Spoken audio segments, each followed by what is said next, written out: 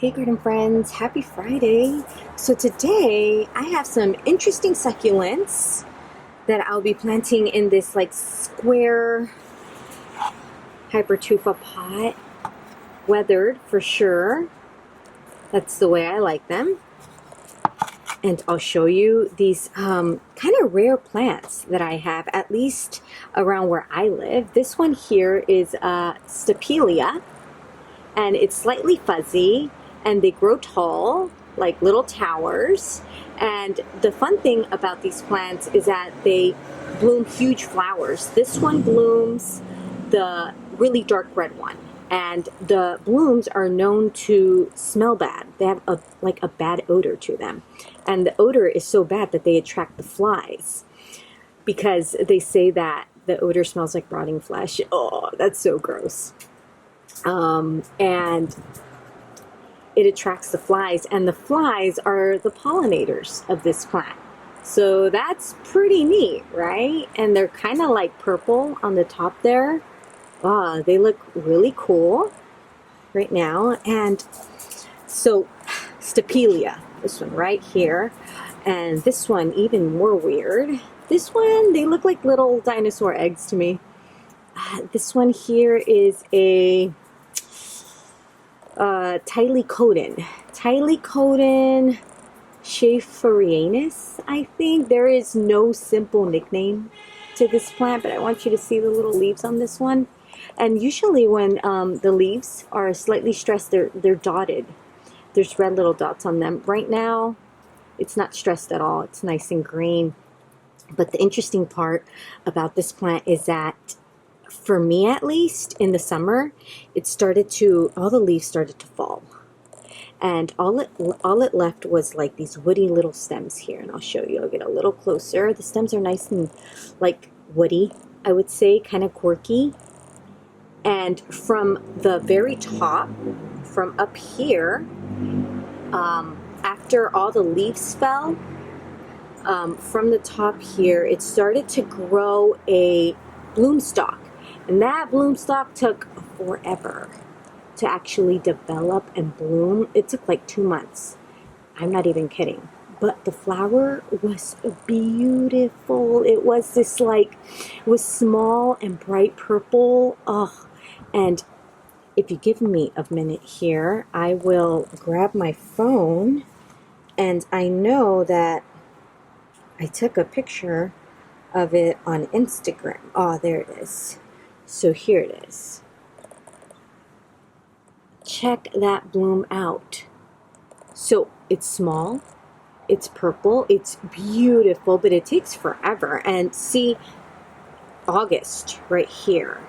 So it bloomed for me in August, but from what I've read on them, they're supposed to bloom in the winter. I know that they're winter growers for sure though. But it bloomed for me like in August. And that was fun to watch. This one here, look at this aloe. Oh my gosh, this is an Aloe Marlothii, also known as mountain aloes. Beautiful. This one is stressed. Look at the color on that leaf there, that it's dying. This one right here, but ooh, it's got new growth, and it's been in some shallow soil, so haven't been treating it that well. You can see it's like slightly slanted to the left there, but it'll recover. It'll become nice and straight. Look at these jumbo lithops that I have. Holy moly, check it out. Look at that. Look how cool that one is. I love this one right here. And look how big and like scrumptious this one is right here. I can't believe it. I've had this cluster of lithops for maybe 2-3 years. I can't believe how big they've gotten. They weren't this big at first. And I mean, super healthy. Just check it out. Wow. Juicy lithops. Who doesn't want juicy lithops? I absolutely love them. I love lithops. And let's see. Okay, this one right here. This is a cool one. This is This is a Cotyledon Orbiculata. And they have flat leaves, and the margins, they get red, and they're kind of chalky as well. It's kind of hard to see, but they are kind of powdery. You can see the powder there that's been kind of rubbed off right there. Very beautiful. Very beautiful. And to add a little bit of softness to this arrangement, I went ahead and grabbed Echeveria, lime and chili, and it's been slightly eaten there, but it has fully recovered. You can see all that new growth there. Beautiful. Lime and chili. And let me get started on this arrangement. I'll grab some succulent soil, and I'll fill this planter all the way to the top with it. All right, here we go. I'll press it down, make sure it's full of nice soil there. There we go. All right, let's get this party started. Okay, so what am I going to do? I will start for sure with the mountain aloe. And it's got some really pretty roots there that you can see. Not that many, but that's enough. So this corner here, I will stick it in. Ouch! Those thorns that it has, they're really hard and they really hurt. Got to be careful when handling these right here. And let's see, should I put, maybe I should adjust this aloe more towards the left side here, and I'll use this side right here for my Stapelia. Since they're the taller ones, I want them to be in the back. And the Stapelias have like a crazy root. Look at that root system right there. That's a good one. Okay, so I'm going to make enough space for those roots. And let's see, I will kind of grab them all together there, kind of squeeze them all together without like tearing them apart, those roots. And I'm going to tuck them in nice and gently in there, making sure that they're all actually tucked in. Gonna move some soil around right over here. Okay. Press them in just to anchor them down. And I'll grab my knitting needle, gardening tool for me. I don't do any knitting with them, that's for sure. Okay, so that looks good. I'll take that piece of bark out. Okay. Ah, not bad. Okay. I know that you can't really see what's happening, but looks pretty cool. Looks pretty cool. So now I'll go ahead and put the lithops like over here. They need some space because they're the nice and big ones. And yeah, my pups are out in the yard with me, and so if you hear some barking, you'll know why. Don't want them to be too loud. Okay. Oh, there they go. All right. They are wrestling, so they're going to be pretty obnoxious right now. But it's kind of cute, but I'm trying to make a video here. Okay. All right. Ooh, those look good. Okay, Luba, no. Shh. Gotta quiet her down. Okay. I'm so sorry, guys. Here, give me a minute. Let me shush them. Come on.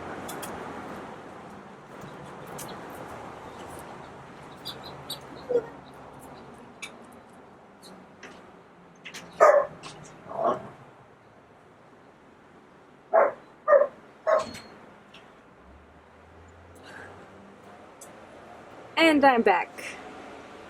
Thank you for waiting, if you did. And I really want to put my, let's see,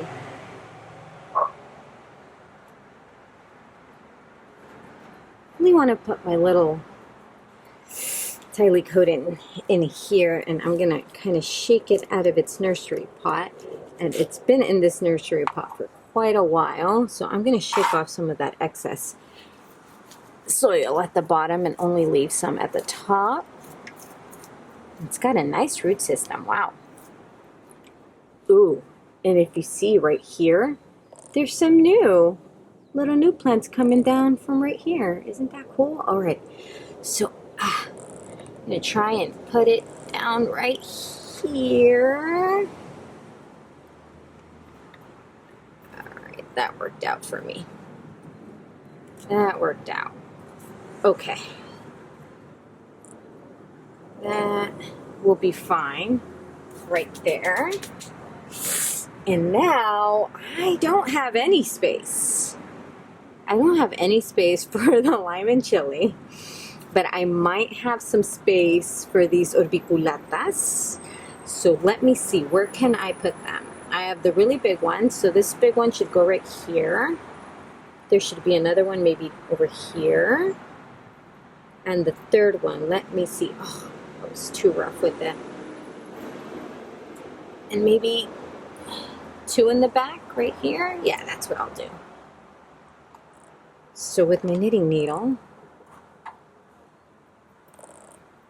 make a little hole there, and I'll tuck this one in right there.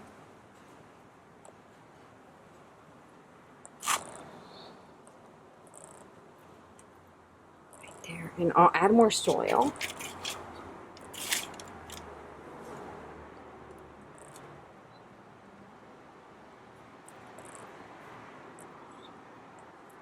Perfect. And now for the ones in the back.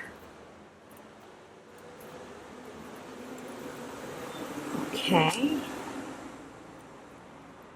I'll put them together just like, kind of like that.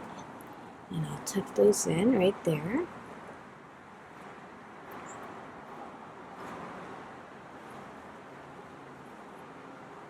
Perfect. See, it looks like a tiny little desert in a pot. I think it came out nice, even though I was a little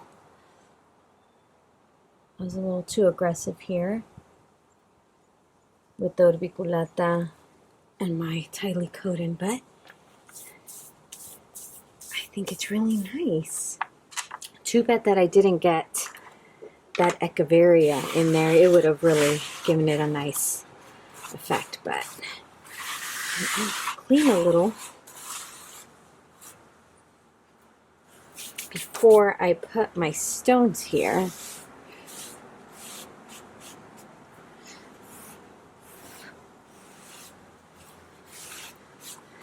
All right, and this one will look really cool with stones. I know that for sure. I've got some here, and I'll start in the back here. Start pressing them in.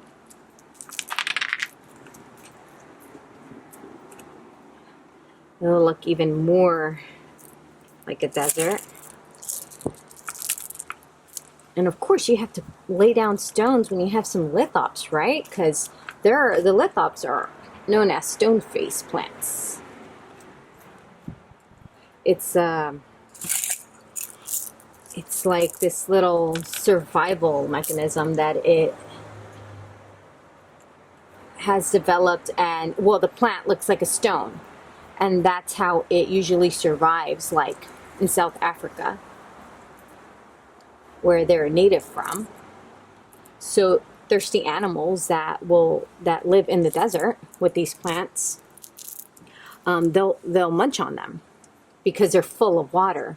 But if they look like rocks that are just laying around, they kind of camouflage, and you know, that thirsty creature will just pass it by. Isn't that cool? I'm having a little trouble here with my stones, if you haven't noticed, because this planter is just full, you know. I'm like trying to fit these stones in.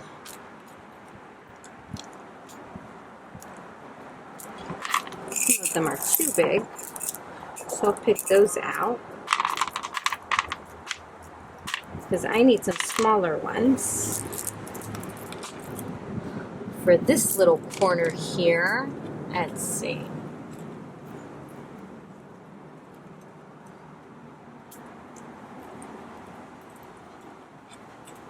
Put another one right here. But I don't want to like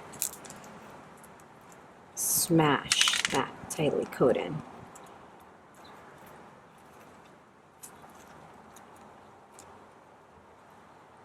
And I think that's all I can really do to this little corner here. So I'll press on the other ones there. And I keep messing it up. All right, well, I think those are the stones that are going to fit. And I'll give it a little dusting here. Oh, I think they look great together. These plants look so good combined. Look great. Well, I hope you enjoyed this arrangement.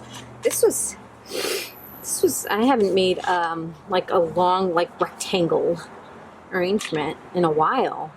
So, I really enjoyed it.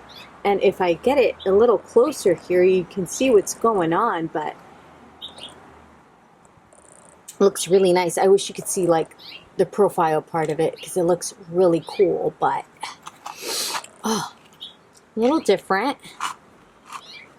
I enjoyed it, and I hope you did too. And well, until the next planting, bye garden friends.